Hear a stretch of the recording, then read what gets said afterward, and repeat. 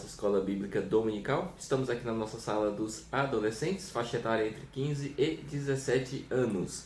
E hoje nós iremos estudar a respeito de um tema bastante interessante, que é responder, ou tentar responder aí a seguinte questão: batismo no Espírito Santo? O que vem a ser isso, né? Batismo no Espírito Santo. Nós iremos responder esta questão. E antes de continuarmos, já gostaria de convidar você a se inscrever no canal da Escola Bíblica Dominical, dar like neste vídeo, nesta aula, e também compartilhar. Assim você estará contribuindo, divulgando esta aula, e outras pessoas poderão também refletir sobre esse assunto tão importante que é o batismo no Espírito Santo. E na aula anterior, nós estudamos a respeito do tema da pessoa em si do Espírito Santo. Nós estudamos sobre quem é o Espírito Santo, né? Quem que é o Espírito Santo? Quem que é esse ser aí tão maravilhoso? Nós aprendemos ali algumas diretrizes que mostram quem é o Espírito Santo. Que de fato ele é uma pessoa, que ele tem sentimentos, ele tem personalidade. Ele não é apenas uma força ativa. Ele é alguém, é uma pessoa, e ele faz parte da terceira pessoa da Trindade divina. Ele é Deus. E tem as questões que ficam, todas as semanas nós deixamos aí umas questões para que você responda, e eu espero que você tenha refletido durante essa semana, e também espero que a sua semana tenha sido uma bênção, que a graça de Deus tenha sido constante em sua vida, e que o amigo Espírito Santo, esse ser pessoal, tenha estado e permaneça sempre com você. E as perguntas que nós deixamos aqui para que você refletisse durante essa semana é a seguinte: a primeira pergunta é o seguinte: o Espírito Santo é uma pessoa ou uma força? Meio que eu já dei uma respondida aqui, introdutoriamente. E a resposta é: o Espírito Santo, segundo a Bíblia, é uma pessoa divina, possuidor de personalidade. Ele tem intelecto e tem vontade, sentimentos, ele decide. Ou seja, o Espírito Santo é uma pessoa. Segunda pergunta, segundo um importante expoente bíblico, uma pessoa importante aí, por que o Espírito Santo é chamado de santo? E a resposta é a seguinte: o Espírito Santo é chamado de santo devido à obra especial, produzindo santidade, ordem em tudo que ele faz na aplicação da obra salvadora de Cristo. Ou seja, o Espírito Santo ele é chamado de santo porque a obra que ele opera é santa e ela contribui para a salvação das pessoas. A sua resposta tem que estar mais ou menos parecido com isso. Terceira pergunta é a seguinte: qual é a obra do Espírito Santo? O que ele faz efetivamente, Ou qual é a obra mais evidente que ele faz? Porque ele faz muitas coisas.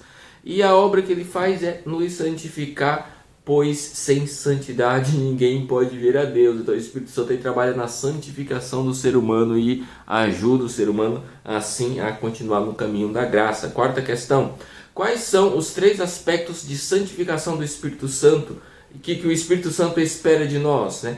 Quais são os 3 aspectos da santificação do Espírito Santo operada em nós? Essa é a pergunta, e a resposta ela é a seguinte: o primeiro é que chamamos de santificação definitiva, é o que chamamos de santificação definitiva. O segundo é a santificação progressiva, e a terceira diz respeito à santificação plena, a qual obteremos somente no céu, quando seremos livres da presença do pecado e dessa carne tão deturpada, Nossa carne e nosso corpo estarão transformados agora à semelhança de Deus. E por último, e quinta questão é: quem é o Espírito Santo para você?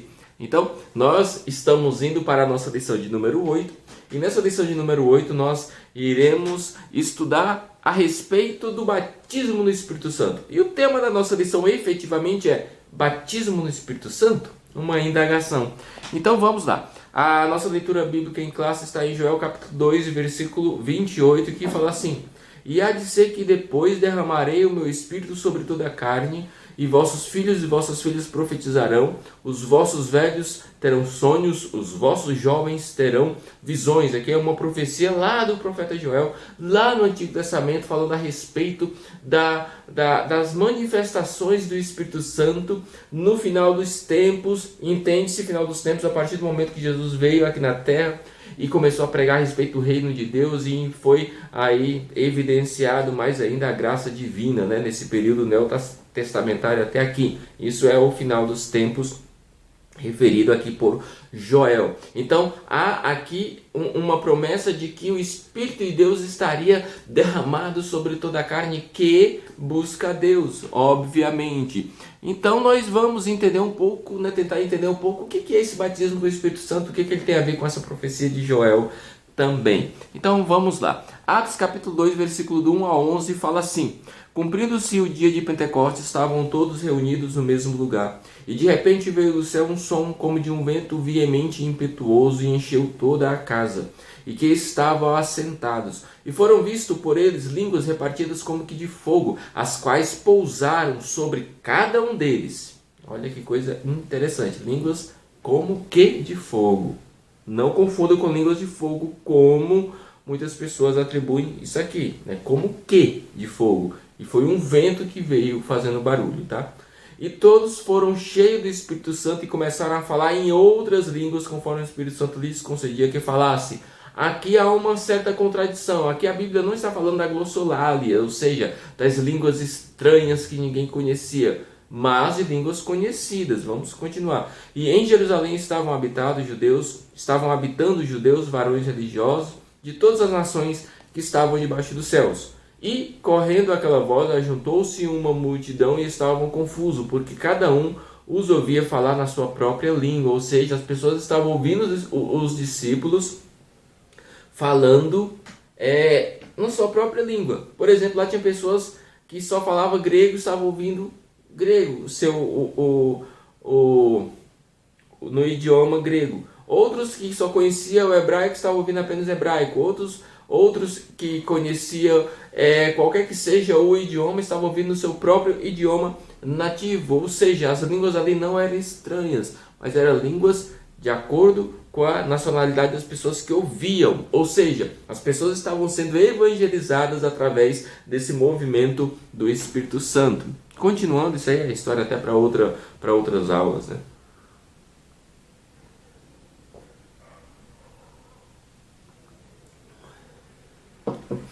E correndo aquela voz ajuntou-se, versículo 6, uma grande multidão que estava confusa. Versículo 7. Versículo 6, né? Porque cada um ouvia falar na sua própria língua. 7. E todos passavam e se maravilhavam, dizendo uns aos outros: por quê? Pois que?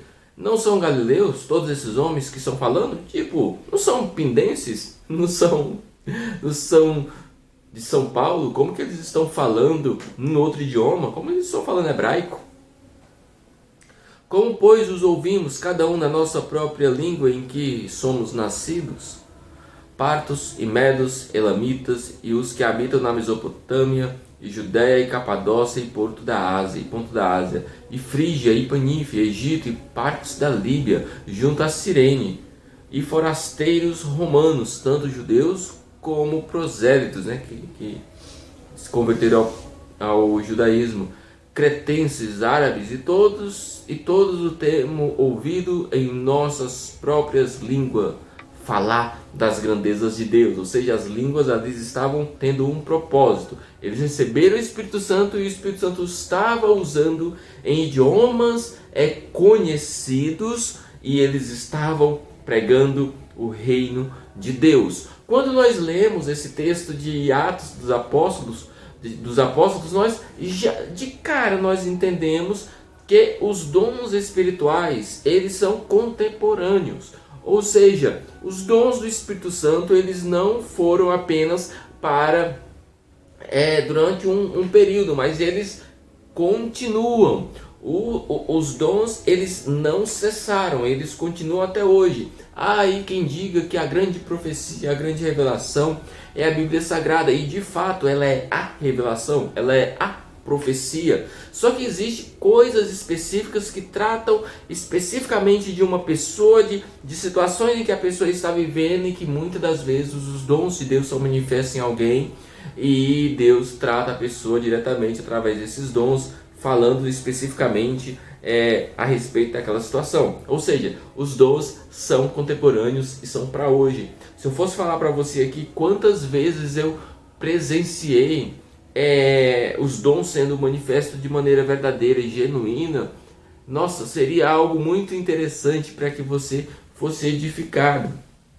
Eu mesmo estou dando aula hoje aqui na cidade de Pindamonhangaba, em São Paulo. Tudo isso é fruto de uma promessa de Deus, de alguém que falou para mim, né? E Deus, ele cumpriu sua palavra. Tudo isso é fruto de Deus, das promessas de Deus, só que Deus avisou anteriormente. Ou seja, através dos dons espirituais, Deus me fez conhecer que eu estaria hoje aqui falando a respeito do amor de Deus para você adolescente, para você adulto, para você criança, para você que está ouvindo esta aula, está acompanhando. Ou seja, os dons de Deus são para hoje, e eles têm um propósito muito definido e muito claro, que é sempre eles têm o propósito e o intuito de edificar e fortalecer a igreja. Os dons de Deus são para edificação da igreja, seja coletivamente, seja individualmente. É sempre para edificação de alguém,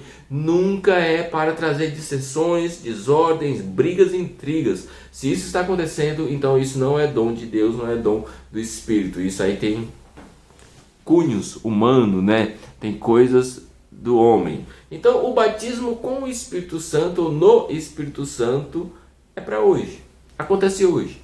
O batismo no Espírito Santo é justamente isso que aconteceu no dia de Pentecostes, essa imersão do Espírito, essa imersão no Espírito.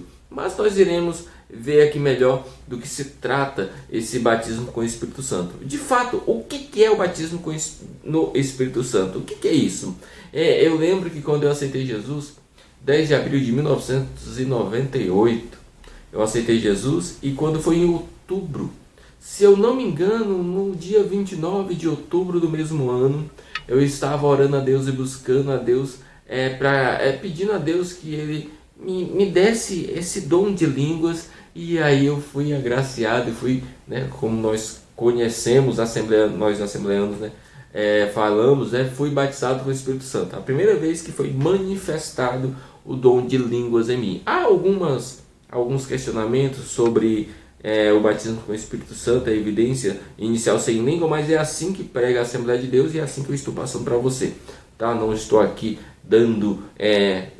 falando que eu concordo ou que eu discordo, apenas estou passando esse pensamento que ele é bíblico e que eu apoio, no sentido de dizer que quem pensa isso não está errado, mas também não critico quem pensa diferente. Existem outras denominações que pensam diferente, e eu também apoio os outros pensamentos, porque eles também são bíblicos, e eu tenho minha opinião particular a respeito disso, que não é o caso. Aqui eu estou para ministrar esta aula e falar a respeito da maneira que nós assembleanos, e como que é a confissão de fé assembleana, ela acredita. Então vamos lá. Então, o que é o batismo com o Espírito Santo? Então, em primeiro lugar, ele é uma promessa do Pai para aqueles que creem. A primeira coisa que nós temos que ter em mente é que o batismo no Espírito Santo ele é uma promessa. Então, se nós recapitularmos aqui o que nós lemos lá em Joel capítulo 2, versículo 28, nós vamos ter o seguinte: e depois disso derramarei o meu Espírito sobre toda a carne e sobre todos os povos. Os seus filhos e as suas filhas profetizarão, e os velhos terão sonhos, os jovens terão visões. 29.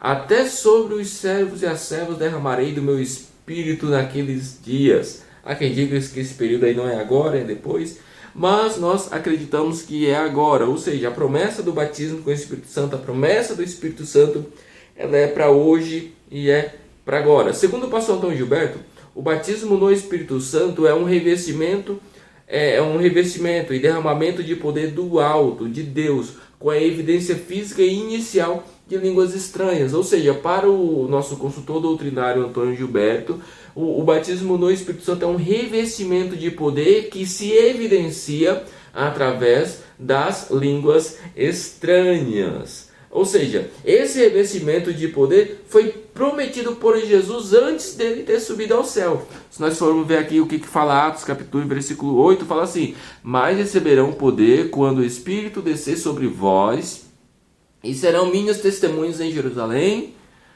na Judéia, na Samaria e até nos confins da terra. Esta é uma afirmativa, uma afirmação, uma promessa de Jesus antes de ser assunto ao céu, antes de estar com o Pai efetivamente. Então nós entendemos que o batismo com o Espírito Santo ele é um revestimento de poder que tem como evidência as línguas estranhas. E nós adotamos esse pensamento porque temos aí algumas ou inúmeras evidências bíblicas para isso. Então, tá claro para nós que o que é batismo com o Espírito Santo, né?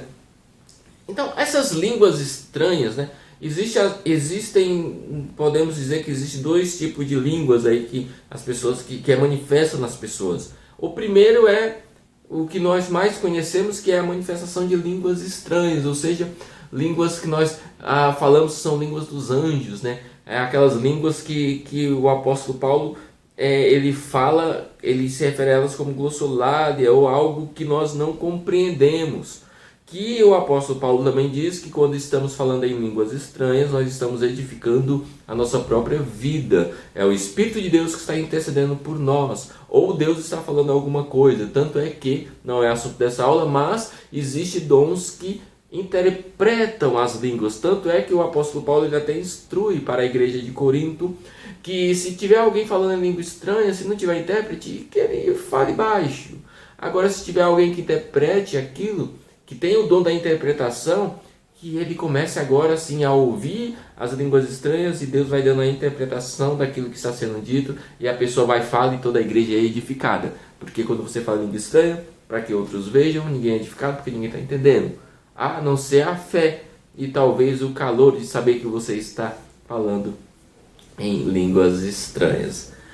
Ou seja, tem esse tipo de língua que são estranhas, tem as línguas também nacionais, que Deus ele usa muitas das vezes, principalmente missionários por estarem em outras nações, e eles falam em dialetos e em idiomas que eles não conheciam, e é Deus que vai dando na hora e a pessoa vai falando. Ou seja, são línguas, dons de línguas. Pode ser língua estranha, pode ser também línguas no nosso idioma, nos idiomas conhecidos no mundo, mas que o interlocutor, a pessoa, ela não conhece, mas ela é apenas inspirada e fala exatamente no idioma da pessoa a respeito das grandezas de Deus, como aconteceu lá no dia de Pentecostes, como nós lemos em Atos, capítulo de número 2.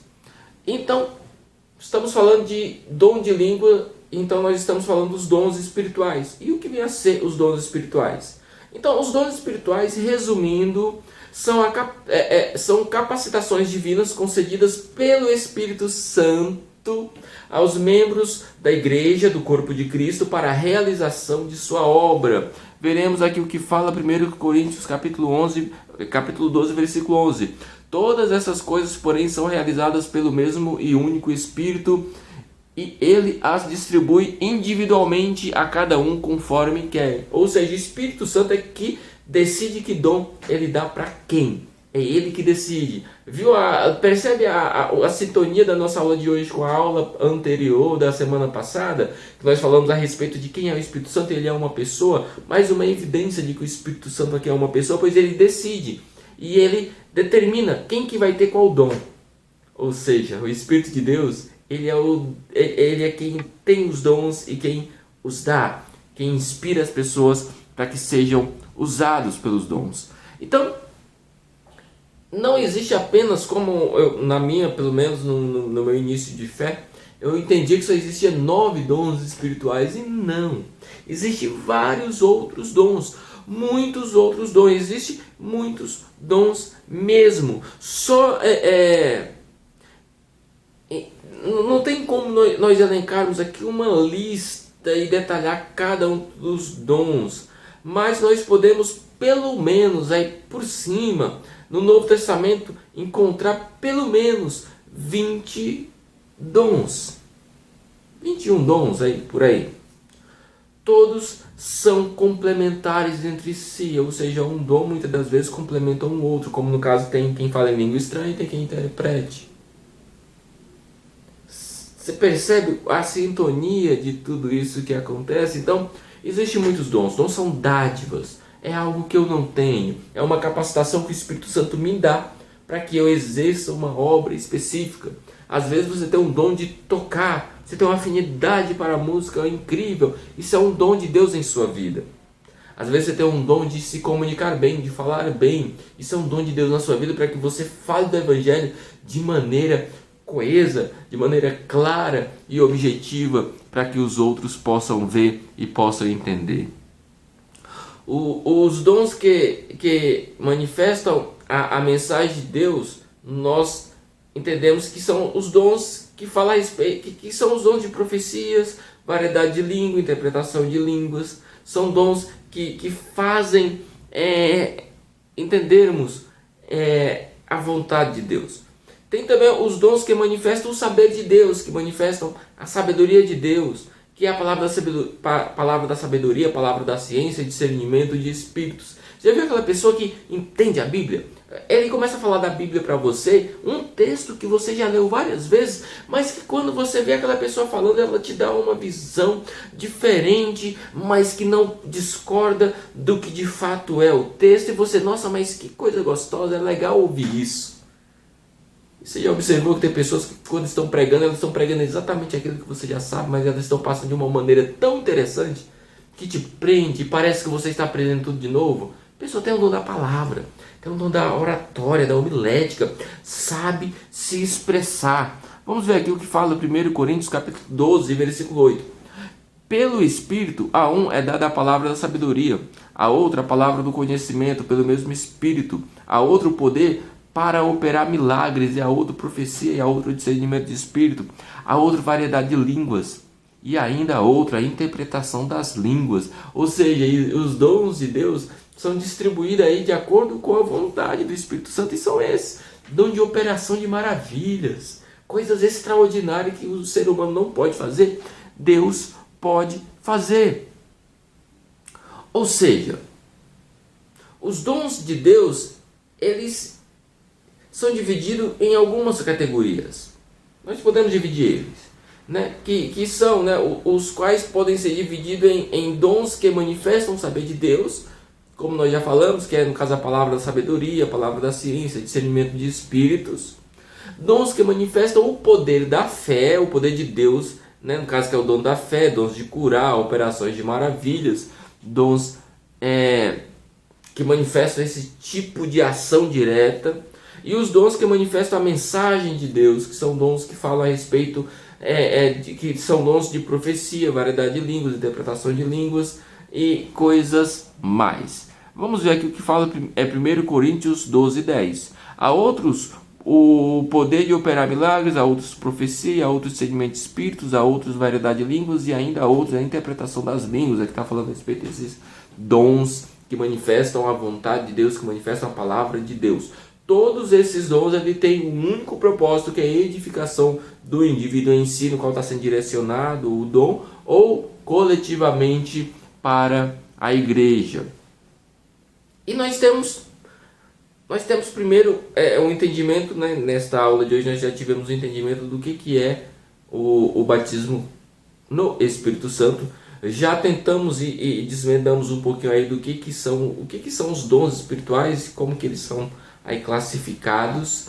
E nós temos um outro tópico bastante importante que tem relação direta com os dons de Deus, com o Espírito Santo, que é o fruto do Espírito Santo. E todo cristão deve buscar viver uma vida frutífera diante de Deus e dos homens, pois, segundo Jesus, uma árvore que não dá bons frutos ou que está seca, ela é lançada fora. Ou seja, temos um dom que precisamos buscar de Deus, que é o dom de ser frutíferos, de frutificarmos, de sermos pessoas produtivas para o reino de Deus. E produzir, aqui eu estou falando, não é apenas você ter cargos na igreja, ou talvez nem ter cargo em igreja, não. Eu estou falando de você ter uma vida íntegra diante de Deus, que frutifique amor, que frutifique fé e que demonstre as suas simples atitudes que você de fato é um servo de Deus, é uma serva de Deus. Você percebe o quanto que é interessante? E tendo frutos do Espírito,